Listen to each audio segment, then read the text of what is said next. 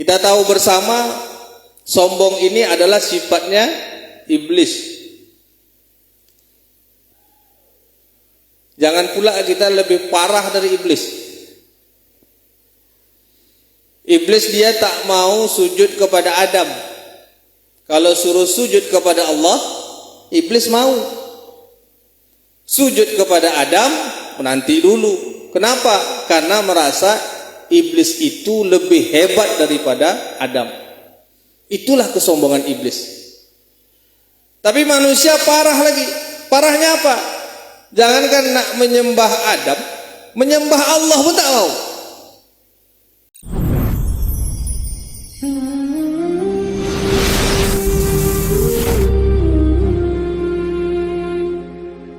Pada kajian kita malam hari ini, kita akan coba bahas terkait dengan hadis yang diriwayatkan oleh Al-Hakim terkait dengan penyakit-penyakit umat.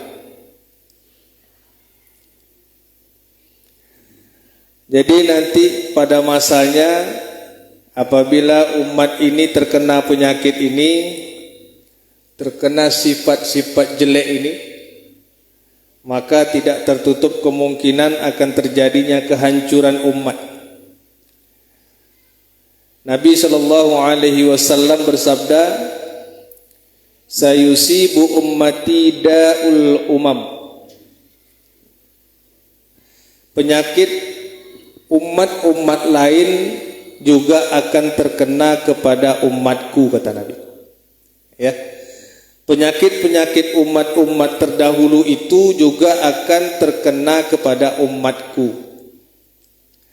Jadi mudah-mudahan kita tidak termasuk ke dalam golongan yang terkena penyakit umat ini. Bapak Ibu yang dimuliakan Allah Subhanahu wa taala, apa di antaranya penyakit-penyakit itu? Yang pertama adalah al-asyar, yakni orang yang mengingkari nikmat.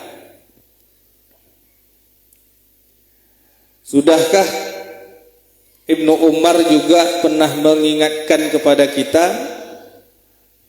kalau nak bahagia itu salah satu syaratnya adalah qalbun syakirun, hati yang selalu bersyukur. Tapi nanti ada umat-umat, apakah umat sekarang dia terkena penyakit ini? Adalah umat yang mengingkari nikmat Allah. Merasa nikmat yang Allah beri kepada dirinya itu adalah bukan untuk dirinya. Apa tandanya? Tandanya adalah orang ini suka melihat nikmat lebih yang diberikan Allah kepada orang, tapi mengingkari nikmat Allah yang diberikan kepada dirinya. Nah, ini dia. Jadi kalau adalah dari kita ini merasa bahwa nikmat yang Allah berikan kepada kita itu tak sesuai, anda mulai kena penyakit. Hati-hati, ya. Dah kena kita penyakit. Tetangga kita diberi nikmat lebih, kita tak rela, tak suka. Merasa Allah itu tidak pernah adil, merasa Allah itu pilih kasih, merasa Allah itu tak melihat perjuangan kita, padahal mungkin saja perjuangannya sama kok hasilnya beda. Bahkan ada lagi kerjanya sama, punya istrinya satu, anaknya sama-sama dua misalnya, tapi kenapa nikmatnya berbeda? Di mana letak salahnya? Jadi letak salahnya itu adalah ada seseorang ini mengingkari nikmat. Kalau kita lihat berapapun rezeki yang kita dapat, insya Allah hidup.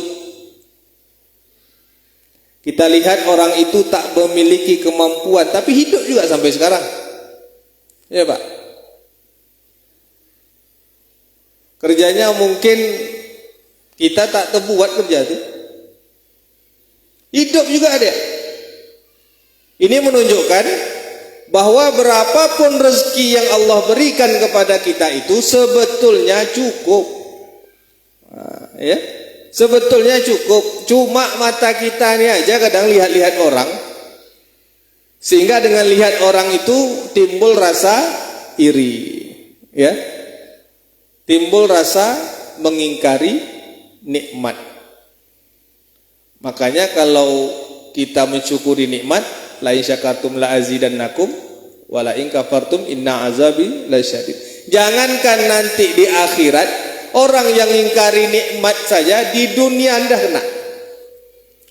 Sakit hatinya dah kena.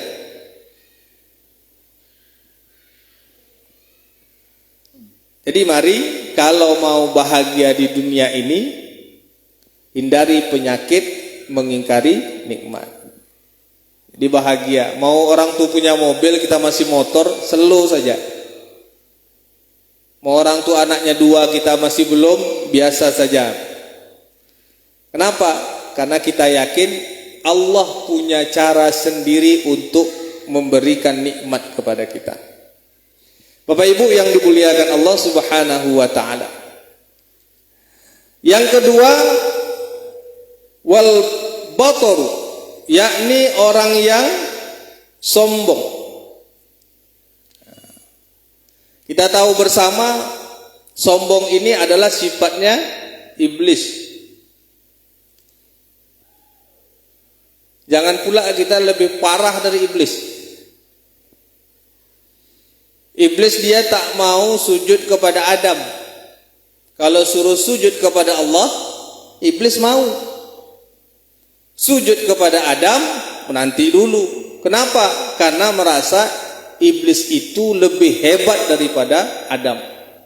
Itulah kesombongan iblis. Tapi manusia parah lagi. Parahnya apa? Jangankan nak menyembah Adam, menyembah Allah pun tak mau.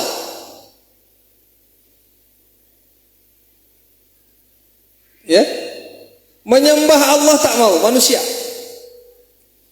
Solatnya tinggal, acuh tak acuh, pura-pura tak tahu, bahkan sudah merasa enak meninggalkan solat. Makanya kata Imam Al-Ghazali, salah satu yang paling ringan yang dilakukan manusia di dunia ini adalah meninggalkan solat. Itu bagi yang dah terbiasa. Tapi kalau orang yang tak biasa, terlupa saja, tertidur saja dia, capean nih maghrib, habis sholat maghrib tertidur. Itu biasanya jam 11 dan 12 malam meresah terbangun. Apa yang kurang? Teringatlah sholat isya belum dikerjakan. Tapi kalau bagi orang yang ringan meninggalkan sholat, mau isya, subuh apalagi, zuhur penat, ya, subuh ketiduran, zuhur kecapean, asar banyak kerja, maghrib, ya, isya. Jadi iblis dia tak mau menyembah Adam, tapi dia mau menyembah Allah. Sedangkan manusia, itulah cemana sombongnya kita.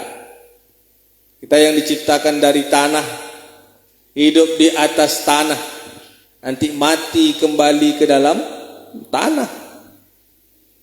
Di atas tanah tak mau sholat. Padahal kan alam kita ini Bapak Ibu yang dimuliakan Allah, mulai di alam ruh, lauhul mahfuz, masuk ke alam rahim, dari alam rahim, alam kandungan, masuk ke alam dunia. Alam dunia nanti, kita ini alam dunia, alam ketiga. Masuk lagi ke alam kubur, alam barzah. Habis alam barzah, baru alam akhirat. Alam akhirat banyak pula cerita lagi dalam akhirat. Dimulai dari hancurnya dunia ini, kemudian yaumul ba'ats dibangkitkan, kemudian yaumul hasyr dikumpulkan di padang mahsyar, kemudian yaumul hisab dihitung amalnya, kemudian yaumul mizan ditimbang lagi, dah dihitung ditimbang lagi. Kemudian yaumul jaza, hari pembalasan. Nak masuk surga kah, nak masuk neraka kah, panjang. Dari semua alam yang akan kita lalui, hanya Allah perintahkan di alam dunia ini sajalah untuk ibadah. Tak ada alam lain. Alam ruh tidak, alam kandungan apalagi tak ada. Masuk alam dunia itu pun tak langsung suruh solat. Kapan? Sudah balik, baru dihitung amalnya. Ya, dikasih can dulu untuk belajar. Jadi janganlah kita merasa sombong seperti yang iblis pernah lakukan, merasa dirinya paling sempurna dan paling hebat daripada manusia yang hanya tercipta dari tanah. Jangan sampai. Allah ingin menunjukkan bahwa apa yang aku perintahkan kepada makhlukku termasuk iblis itu harusnya sami'na wa ata'na. Seperti malaikat, kami dengar, kami laksanakan. Kalau iblis, kami dengar, kami tolak, ingkari.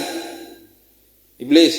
Kalau manusia, kami dengar, kami pikir-pikir dulu. Mau laksanakan atau tidak, Pak? Itu manusia, pikir-pikir. Dengar perintah Allah tapi pikir lu, pergi tidak, lakukan tidak. Usahlah, lakukanlah. Itulah kelebihan manusia, diberikan oleh Allah Subhanahu wa taala pilihan. Mau ikut, ayo, mau tak ikut, tinggalkan. Bapak Ibu yang dimuliakan Allah Subhanahu wa taala. Yang ketiga, wattakatsur. Suka bermegah-megahan. Ya. Bermegah-megahan ini adalah termasuk penyakit umat yang dapat melalaikan.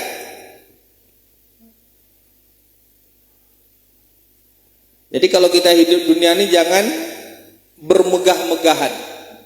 Sekaya apapun lah kita. Makanya mungkin pernah disampaikan, kita ini ibadah sesuai dengan cara kita. Abu Bakar beribadah dengan jiwa kebijaksanaannya. Umar bin Khattab ibadahnya dengan kepemimpinan tegasnya. Utsman bin Affan dengan kekayaannya. Ali bin Abi Thalib dengan ilmunya.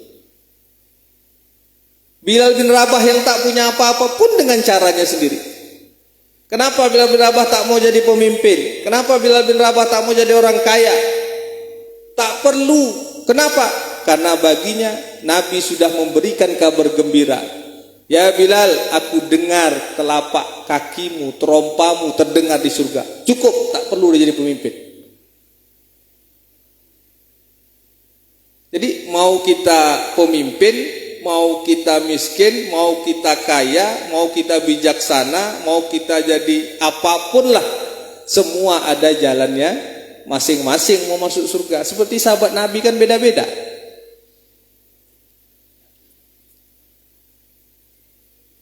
Jangan pula kita kaya tapi kita tidak memanfaatkan kekayaan kita. Nah itu. Dia kaya banyak uang, tapi ibadahnya tak digunakan kekayaannya. Harusnya kaya itu lebih banyak gunakan kekayaannya untuk ibadah. Kenapa? Karena memang Allah titipkan kita kaya, dengan kekayaan itu kita ibadah. Selain daripada ibadah wajib sholat itu. Kalau sholat itu suka tak suka, mau tak mau, kaya, miskin, tua, muda, wajib kita sholat. Ya? Zakat fitrah begitu juga, puasa Ramadan begitu juga, suka tak suka kita harus kerjakan. Tapi ada hal-hal yang hanya bisa dilakukan oleh orang kaya, ada hal-hal yang hanya bisa dilakukan oleh orang tak berpunya misalnya. Nah, jadi itu. Jadi jangan kita banyak uang simpan aja. Ketahuilah bahwa harta yang kita pegang, kita simpan, kita ikat kuat-kuat, maka dia akan keluar dengan caranya sendiri. Dan cara itu biasanya tak mengenakkan. Harta yang kita simpan alih-alih kita sakit keluar ya. Anak kita misalnya jatuh, keluar dia. Ya. Kenapa? Karena kita tak mengeluarkan dia untuk yang bermanfaat. Makanya kadang tak masuk juga dalam ilmu manusia. Ada orang sakit, obatnya sedekah. Orang sakit, obatnya sedekah. Harusnya orang sakit berobat dia ke rumah sakit. Tapi banyak dari kita ikhtiar sakit, selain kita berobat ke rumah sakit, memperbanyak sedekah.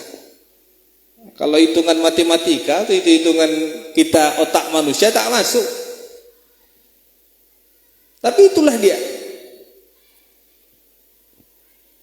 Ya, makanya janji yang pernah Nabi katakan itu tidak akan apa? Tidak akan miskin seseorang apabila ia mau menafkahkan hartanya. Makanya ada, saya lihat kemarin ada orang pedagang rajin, sedekah rajin, sedekah ke masjid. Udah mulai ramai tak datang ke masjid lagi, itu pula ujung tak sedap. Waktu belum ramai rajin, maghrib ke masjid, habis itu saya lihat masukin kotak infak, pergi dia jualan lagi kan. Besok gitu lagi maghrib, pergi dia ke masjid, masuk kota infak, jualan lagi, jualan bakso apa namanya, pentol yang pakai kuah itu pak. Datang lagi, masukkan lagi. Habis itu tak datang lagi. Lewatlah saya depan itu, ramai memang itu. Waduh, rupanya Allah uji. Setelah ramai Allah uji, masih mau ndak dia datang ke masjid, masih mau ndak dia masukkan infak sedekah. Ya, jadi jangan kira pertama kita sepi kemudian ramai itu apa sekedar hadiah saja dari Allah, tapi itu juga semacam ujian. Oleh karena itu, apapun rezeki yang kita punya, jangan kita bermegah-megahan, apalagi di depan orang yang tak berpunya. Bahkan Nabi melarang, bayangkan kita makan saja, beradu antara garpu, sendok, piring, bunyilah dia. Didengarlah oleh tetangga kita yang kelaparan. Ya, itu pun tak diperbolehkan. Bayangkan, kita tak menunjukkan nih makan steak kita di rumah, tak nunjuk nih. Makan lobster kita di rumah tak kita tunjuk dengan tetangga kita, tapi berbunyi ting kata dia kan. Terdengarlah tetangga kita belum makan, dia berbunyi pula sendoknya. Ya kan? Itu belum menunjukkan, apalagi menunjukkan apa yang kita makan. Sampai begitulah kita bagaimana menjaga hati orang lain terhadap rezeki yang kita punya, agar jangan sampai menimbulkan iri dan dengki bagi orang yang melihat. Yang keempat, wat ta'ahun wat tasahun fid dunya, yakni orang yang suka bermusuhan dalam perkara dunia, berbantah-bantahan dalam perkara dunia. Kita mencari sesuatu di dunia, tak ada yang melarang. Tak ada yang melarang kita mencari harta sebanyak-banyaknya, tak ada yang melarang. Ya. Tapi janganlah sampai kita sikut sana sikut sini dalam perkara dunia, bermusuhan, menjatuhkan yang satu, menenggelamkan yang lainnya. Sudahlah, kita cari aja lah rezeki kita tanpa kita bermusuhan, tanpa kita menjatuhkan. Kalaulah kita terbaik, pasti terpilih. Kalaulah kita hebat, pasti dipakai. Begitu. Jangan keluar dari mulut kita ini satu hal yang menyebab orang lain jatuh. Dia tak hebat tuh, hebat aku lagi, aku je lah kau tunjuk. Perlu pak. Kalau bisa, kalau kita ingin dipilih, ingin dipakai, tunjukkan kemampuan kita tanpa menjatuhkan orang lain. Ini kan perkara-perkara dunia. Ya. Makanya perintah mencari rezeki itu jangan sampai kena penyakit hubbud dunia. Ya. Terlalu cinta dunia. Terlalu cinta dunia itu bukan punya uang banyak, bukan. Tapi cara mendapatkan uang itu, kemudian uang itu dipakai untuk apa? Kemudian saat mencari rezeki, di saat Allah panggil kita tuh mesti dengar tak? Sibuk cari rezeki, sibuk jualan, masih dengar tak Allah panggil? Kalau masih dengar Allah panggil, insya Allah kita tidak tergolong hubbud dunia. Tapi kalau udah tak dengar lagi, Allah panggil kita, hayya 'alas shalah, kata muadzin. Dengan Allah panggil kita nih Pak, panggil sholat, panggil haji, panggil mati, itu panggilan Allah. Panggilan sholat melalui muadzin, hayya 'alas shalah. Panggilan haji, labbaik Allahumma labbaik, bagi yang mampu. Terakhir panggilan kita meninggalkan dunia ini, innalillahi wa inna ilaihi rajiun. Nomor 1, nomor 2 bisa kita tak mau. Hayya 'alas shalah, nantilah. Labbaik Allahumma labbaik, banyak duit aku, perlu yang lain lagi. Innalillah, apa dah jawab lagi? Tak bisa lagi nak jawab. Kita dari Allah akan kembali lagi kepada Allah. Tak bisa. Sebelum yang panggilan Allah terakhir, yang ketiga nih dipanggil oleh Allah, sahut dulu panggilan pertama dan panggilan kedua bagi kita yang sudah mampu. Ustaz, kami dah tua, daftar aja lah. Masalah umur Allah yang tahu, masalah kesehatan Allah yang beri. Sudah daftar kita haji, ada rezeki lagi pergi umroh. Ya, umroh. Kalau memang rezeki kita, walaupun kita sudah berumur, biasanya masa tunggunya tidaklah selama yang anak muda. Ya, kalau anak muda mungkin 25 tahun, mungkin ibu bisa 10 tahun. Ya. Doa-doa aja lah, sehat badan, Allah kasih umur panjang, pergi haji. Ya, jangan pernah mengukur diri kita, kemampuan kita, ya, mendahului Allah Subhanahu wa taala. Masalah nanti bisa berangkat tak bisa berangkat, kita dah bayar niat. Nah, itu namanya bayar niat. Ya, kita dah sahut panggilan Allah. Walaupun mungkin tak pergi, mudah-mudahan dapat jugalah kita pahala haji. Nah, itu ya. Seperti saudara-saudara kita yang sekarang sedang melaksanakan ibadah haji. Mudah-mudahan mereka pulang dengan membawa haji yang mabrur dan mabrurah. Amin. Yang kelima, wattabawut, yakni orang-orang atau umat yang saling benci membenci, cela mencela, olok mengolok. Ya. Ini Allah memperingatkan, wahai orang yang beriman, janganlah suatu kaum mengolok-olok kaum yang lain. Bisa jadi mereka yang diperolok-olok lebih baik dari mereka yang mengolok-olok. Jangan perempuan mengolok-olok perempuan yang lain. Ya, bisa jadi perempuan yang diolok-olok lebih baik daripada perempuan yang mengolok-olok. Ini hati-hati. Artinya apa? Kalau ada orang yang mencela kita, berarti dia lebih buruk dari awak lagi. Maka jangan dibalas. Selagi dia tak menyentuh awak, jangan balas. Karena kalau dibalas, makin nyaringlah suaranya. Yang A mencela, yang B mendengar, balaslah mencela lagi. Yang A jadi A kuadrat mencela. Kita habis-habis. Jadi berusaha bagaimana caranya kita jangan sampai saling olok memperolok orang, cela mencela orang. Karena kita khawatir kalau kita yang pertama mencela orang, khawatir celaan itu balik lagi dengan kita. Berarti kita lebih buruk. Jadi kalau ada orang itu buruk misalnya, kelakuannya buruk, tak baik, ingat kata Nabi, al-insanu khoto. Manusia itu salah, manusia itu tempatnya salah. Artinya kalau manusia itu tempatnya salah, kita pun karena kita manusia pasti kita punya salah.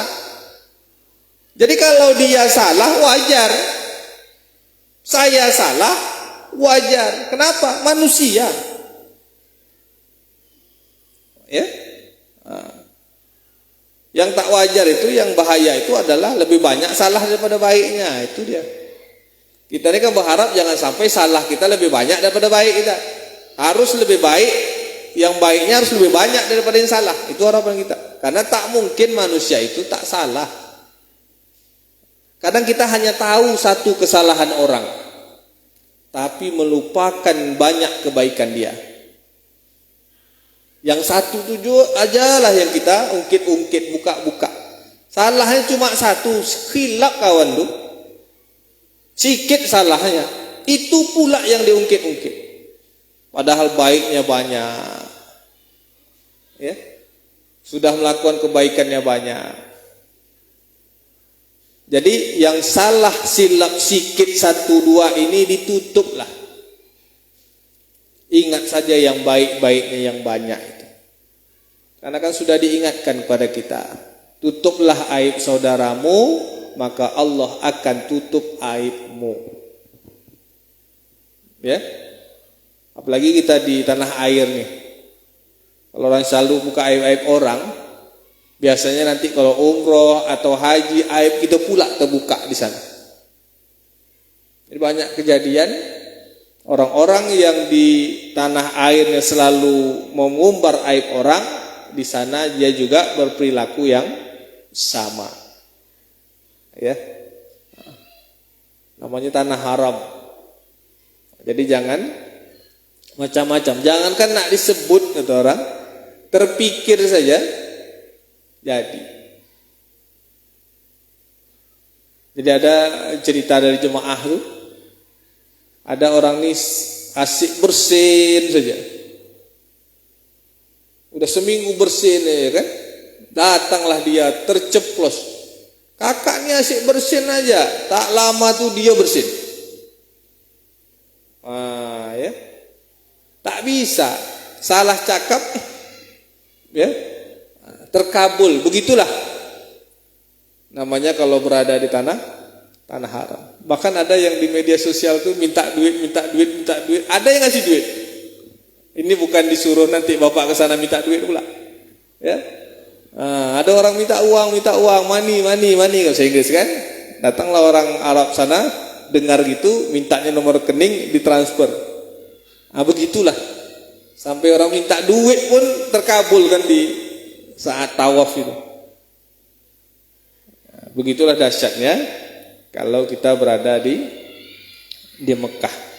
Jadi janganlah kita seperti dalam Al-Quran surah Al-Hujurat ayat 11 tadi mengolok-olok satu kaum, karena bisa jadi orang yang kita olok-olok itu adalah orang yang lebih baik daripada diri kita, atau memberi gelar-gelar yang buruk. Kalau gelar-gelar suku itu biasanya baik-baik, ya. Kalau Melayu biasanya tua, ante, ya, ayang kata orang kan. Panggilan-panggilan yang baik. Jangan panggilan-panggilan yang tak baik. Ada orang tua tak ngerti, nama anaknya Afdal, mantap. Panggilannya Adol, wah, sesat artinya. Adol ya, anak panggil sesat kan kacau. Jadi nggak dikasih tahu, jangan panggil Adol lagi karena Adol itu maknanya sesat. Jadi baliklah dipanggil nama anaknya Afdal. Ya. Nah, jadi jangan kita memberi gelar-gelar yang buruk kepada orang lain. Tapi kita yang kita takutkan itu adalah zaman saat ini mereka mempelintir, ya, menganggap sesuatu yang tak baik, gelar-gelar tak baik itu menjadi sebuah kebiasaan. Ini yang terjadi zaman sekarang nih. Dipanggil tuh nyaut pula. Kan anak sekarang ini, padahal panggilan itu panggilan yang menghina. karena menyebut nama binatang. Cuman dipoles dan dipelintir dan dihilangkan beberapa huruf, diganti dengan huruf yang lain. Tapi maknanya itu. Ya. Jadi ini yang diajarkan kepada generasi kita, seolah-olah caci mencaci itu sesuatu yang lumrah. Kalau kita dulu cobalah mencaci, cobalah mencarut. Kalau tak ditepuk muncung kita itu, Pak. Dilado kan. Ambilnya lado merah, lado rawit, habislah mulut kita tuh. Makanya kita ini kalau dengar orang yang mohon maaf mencarut misalnya, berkata-kata kotor, itu rasanya cemana di telinga nih, Pak. Bahkan ada di satu keluarga yang bahasa kotor itu menjadi satu kebiasaan. Anaknya dicarutnya, yang anak emak dicarutnya. Oh, ya dahsyat. Bahkan sampai jam berapa, jam pagi itu kelahi ya. Tapi alhamdulillah sekarang ini dah berkurang. Ya dah berkurang. Kenapa dah berkurang? Ya diajak-ajak silaturahmi lah. Silaturahmi, jadi bahasa pun sudah mulai dijaga. Anak-anaknya pun sudah mulai menjaga bahasanya, tidak lagi mengeluarkan bahasa-bahasa yang kotor. Artinya apa? Kata Ibnu Abbas, peran lingkungan ini sangat penting. Jadi lingkungan kita ini kalau dibentuk dengan baik, insya Allah anak-anak kita yang main ini, Pak, tak akan terdengar bahasa kotor. Dan kita sebagai orang tua atau jemaah, kalau ada anak-anak yang berbicara kotor, cepat tegur. Kalau saya tegur, Pak, yang bicara kotor jangan main di sini ya. Kalau mau main di sini bicaranya baik-baik. Karena anak-anak kan pengennya main sama kawan. Akhirnya apa? Berubah sendiri, Pak. Jadi besok-besok dia mencarut, tutup mulutnya. Lama-lama tak ada mencarut lagi. Lingkungan betul-betul berperan bagaimana membuat anak-anak di lingkungan kita ini tidak mengeluarkan kata-kata kotor. Kita yang mendengar, awasi, jangan biarkan yang kecil-kecil yang lain main-main ini, Pak. Kalau mereka mengeluarkan terdengar kita, tegur, Pak. Tapi jangan dipukul, marah mak nanti. Ya, tegur aja. Nah, tegur. Mudah-mudahan nanti lama-lama biasanya mereka akan terbiasa. Mereka akan ngerti. Tapi kalau kita biarkan sekali, dua kali, membesarlah mereka dengan perasaan itu, maka saling cela-mencela itu tidak akan pernah hilang. Yang keenam adalah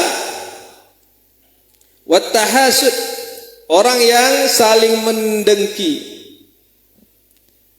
Nabi sudah ingatkan, iyyakum wal hasada fa innal hasada la ya'kulul hasanat kama ta'kulan naru khotab. Jauhilah hasad, karena hasad itu dapat menghapus kebaikan. Fa innal hasada ya'kulul hasanat, menghapus kebaikan. Kama ta'kulan naru khotab, sebagaimana api yang membakar kayu bakar. Ya. Artinya apa? Artinya orang yang saling mendengki ini, kebaikan-kebaikannya, pahala-pahala yang dia dapat sedikit demi sedikit hilang. Atau nanti di akhirat kelak dikumpulkan di padang mahsyar kelak, di saat kita mengumpulkan amal-amal kita, kita tergolong orang yang muflis. Artinya orang yang bangkrut apa? Bangkrut amal. Kenapa bangkrut amal? Karena waktu hidup suka zalim, waktu hidup tak bayar hutang, waktu hidup saling iri mendengki. Ya, kalau iri mendengki ini, Pak Ibu, adalah orang yang iri terhadap nikmat orang lain dan berusaha nikmat itu jatuh kepada dirinya. Nah, itu dia. Tengok mangga orang tuh penuhnya, lebatnya, gitu. Iri dia dengki, besok dicurinya. Ya kan? Mangga aku tak berbuah, mangga dia berbuah. Begitu pula lah orang yang punya mangga, kalau buah tuh bagi-bagilah tetangga kiri kanan depan belakang. Jadi kalau ada orang yang nak ngambil dia ikut-ikut juga marah kan, jangan diambil tuh, nah, gitu. Tapi kalau kita pelit, antak ambil lah, kata kan. Orangnya tak ada tuh, kejo, habis. Ya, jadi itulah pentingnya kita menjaga silaturahim agar jangan saling iri dan dengki. Ya, tadi di awal supaya iri dengki itu hilang, ya bersyukur aja atas nikmat kita. Ya, insya Allah iri dengki itu hilang. Dan yang terakhir, yang ketujuh, hatta yakunal baghyu, yakni orang yang suka melampaui batas. Ya, orang yang melampaui batas ini adalah penyakit umat yang berbahaya dan menyalahi fitrah, baik sikap maupun perbuatan. Ya, Bapak Ibu yang dimuliakan Allah Subhanahu wa taala, makanya kita itu jangan berlebih-lebihan. Makanlah, minumlah, pakailah, tapi jangan berlebih-lebihan atau melampaui batas. Atau wala tubazzir tabziro, jangan menghambur-hamburkan. Kenapa? Ya, karena orang yang tabzir itu, orang yang mubazir itu ikhwanas syayatin, adalah saudaranya syaitan. Ya, wala tubazzir tabziro, innal mubazirina kanu ikhwanas syayatin. Sesungguhnya orang yang menghambur-hamburkan itu adalah saudaranya syaitan. Jadi jangan melampaui batas lah. Makan secukupnya, berpakaian secukupnya, ya. Jangan fi ghairi syarafin, jangan berlebih-lebihan. Jangan, kalau bahasa apanya, jangan israf. Nah, israf itu artinya berlebih-lebihan. Ya, berlebih-lebihan dalam bergaya juga tak boleh. Ya, berlebih-lebihan dalam memakai perhiasan juga jangan sampai. Baik Bapak Ibu yang dimuliakan Allah Subhanahu wa taala, ada lebih kurang 8-7 menit lagi. Kalau ada pertanyaan, insyaallah kalau memang bisa kita jawab. Silakan Bapak Ibu kalau ada.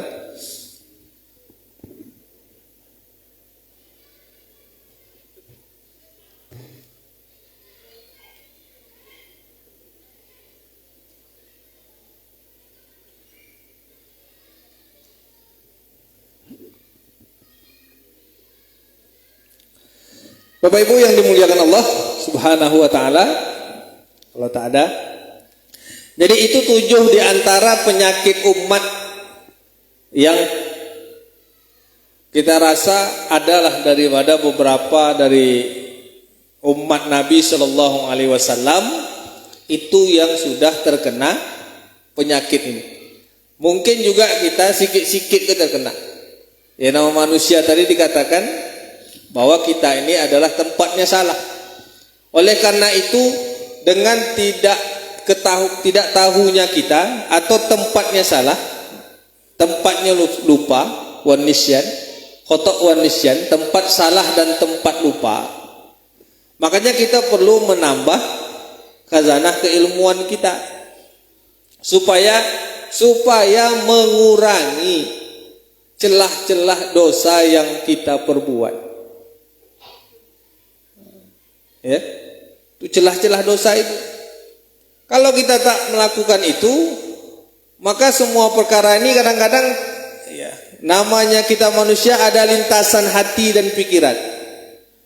Pasti kadang-kadang terbenak dalam pikiran kita rasa iri dan dengki terhadap nikmat orang. Kadang terlintas di hati kita, kenapalah tak sama atau lebih saya daripada orang lain. Ya. Tapi kalau kita sudah mengetahuinya, berupayalah hati ini bagaimana apa yang Allah berikan kepada kita itu tidak mengganggu ibadah kita kepada Allah. tidak mengganggu hubungan silaturahim kita sesama kita. Karena yang kita takutkan la yadkhulul jannah qati'ur rahim dari. Tak masuk surga orang-orang yang memutuskan tali silaturahim. Oleh karenanya jangan sampai pikiran kita, hati kita itu punya sifat iri dengki terhadap nikmat orang sehingga nanti timbul memutuskan tali silaturahim. Nah, itu yang kita khawatirkan. Kalau sudah memutuskan tali silaturahim tadi, maka Nabi sudah ingatkan la yadkhulul jannah tadi. Kita kan tak ingin hidup kita yang singkat ini, hidup yang sebentar ini hanya kita isi dengan bermusuh-musuhan, hanya kita isi dengan saling cela-mencela, hanya kita isi dengan bermegah-megahan, hanya kita isi dengan penuh kesombongan di dalam dada. Ya. Jadi harapan kita kepada Allah Subhanahu wa taala, nikmat-nikmat yang Allah berikan kepada kita ini, inilah yang dapat mengantarkan kita bertemu kepada Allah dalam keadaan husnul khatimah. Amin ya rabbal alamin. Mungkin itu saja Pak Ibu, kalau tak ada pertanyaan pada malam hari ini, mari kita tutup dengan membacakan doa. Mudah-mudahan pertemuan kali ini diberikan keberkahan oleh Allah Subhanahu wa taala. Ala hazihin niyah al-Fatihah.